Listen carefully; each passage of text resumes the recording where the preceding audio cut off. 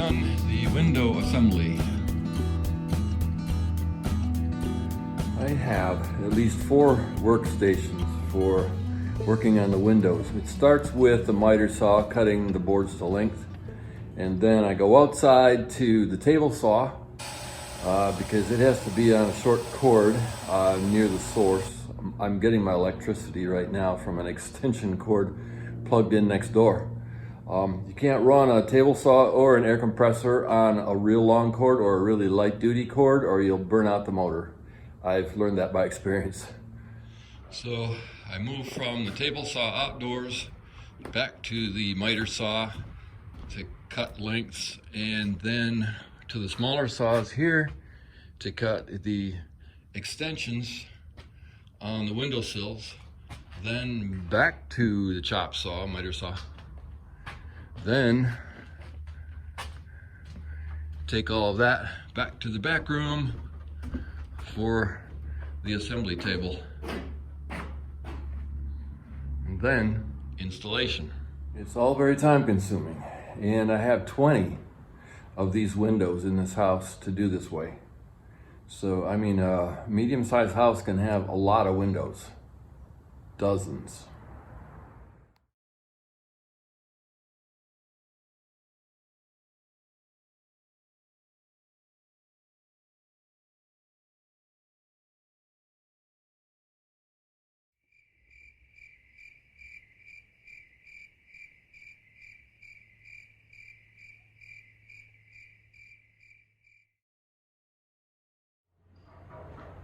I guess maybe I'll install the egress door out of the back bedroom today.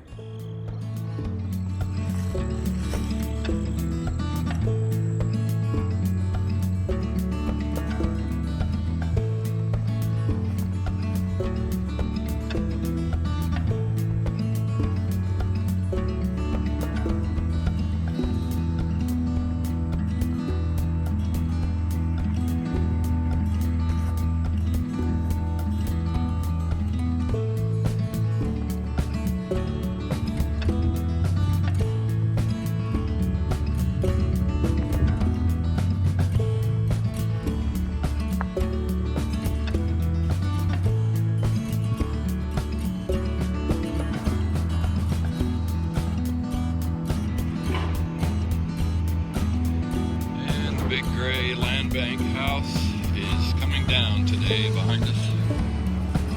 In fact, it's gone.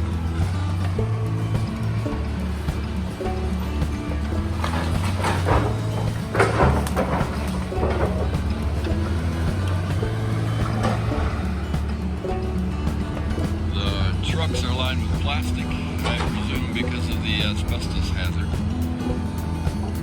So in one day, the big gray house is gone.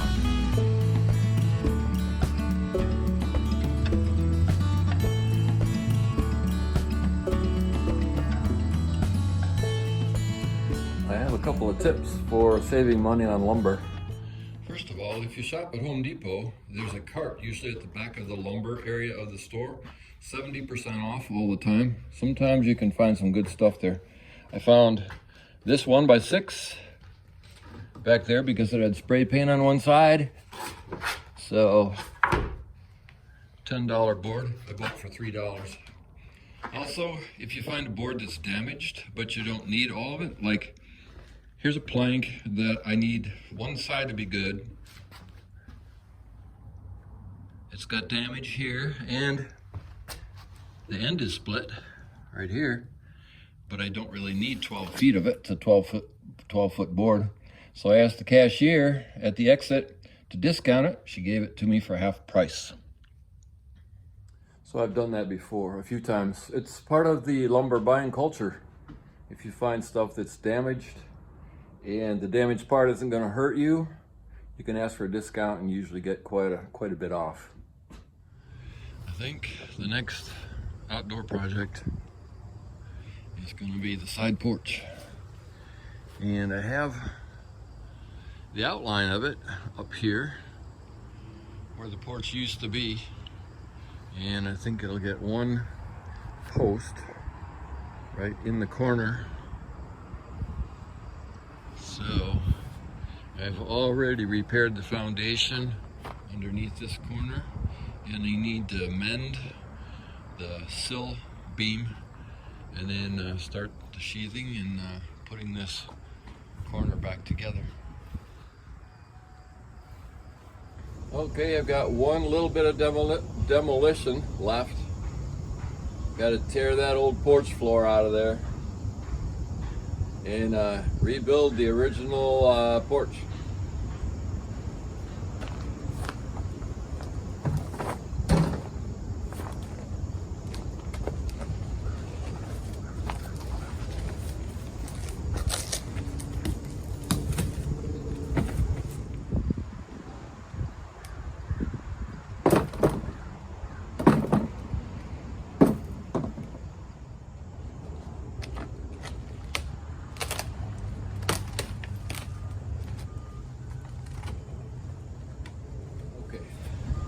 That took about a minute and a half.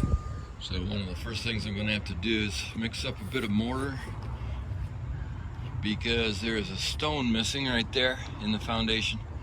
I knew that from the inside, but I couldn't reach it from the inside last fall.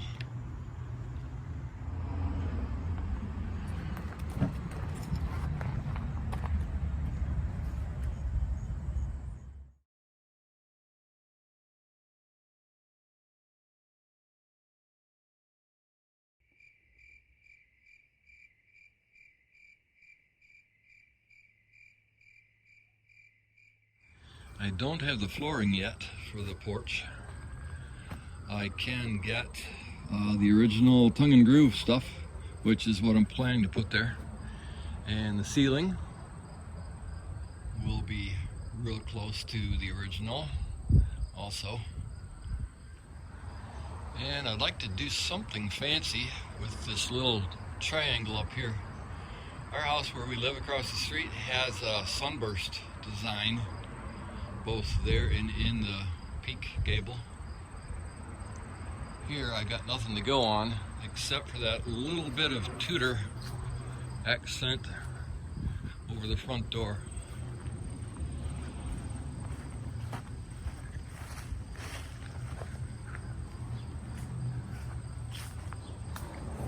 So I could duplicate that back there.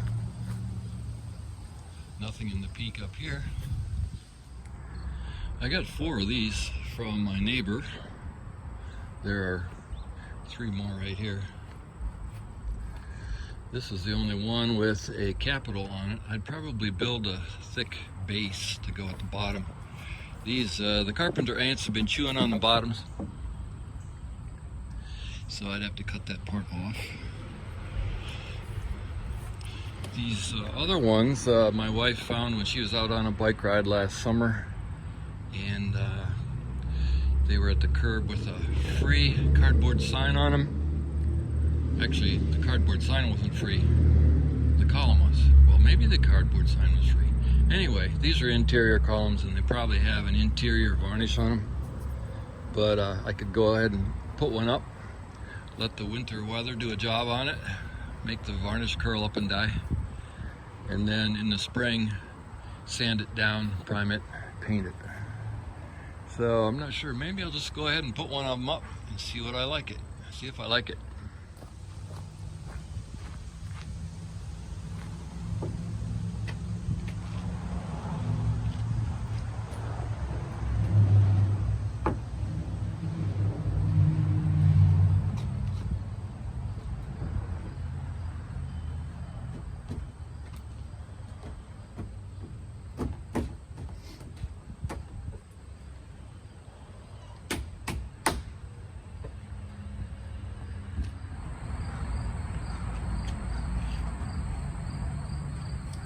Well, it sure has a classic look to it, so I guess I'll leave it like that for now, and we'll see what we think of it.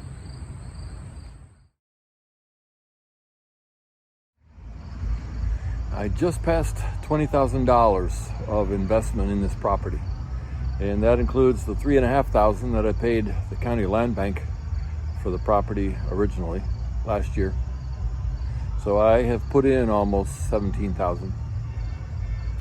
And it's still an empty shell, but it's a wonderful empty shell. Every week I've been getting a couple more subscribers on the channel, and I want to do a quick tour of the house, a 1-minute run through for those who haven't seen it yet. Here we go. On a quick video like this, there's going to be a lot of blurry spinning around, so maybe make sure you're sitting down, because I wouldn't want you to get dizzy and fall over while you're watching this. Here we go. Heading in the front door now. In the entry, we have a new stairway planned right here to the second floor. There's a small closet here inside the door. To the left is the living room.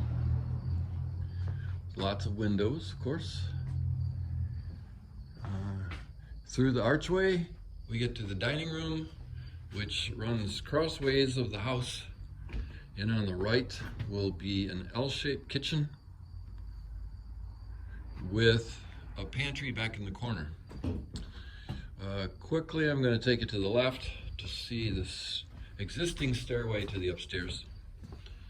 I'm not going up this time. The upstairs layout is very similar to the first floor. All right, going around that and then looking down the basement stairs. Then heading through the doorway into the mudroom / laundry room. The laundry will be along that wall there. And now we are near the side entrance. And just inside the entrance is my new tool shop with a small workbench, which I'm pretty excited about. Straight in from the side entrance is a half bath. And then we head to the master suite at the back of the house with a vaulted ceiling. The middle part is the bedroom. The left side is a walk-in closet, and the right side is a sitting area. And if we spin all the way around, we see the master bath snuggled back here in the corner.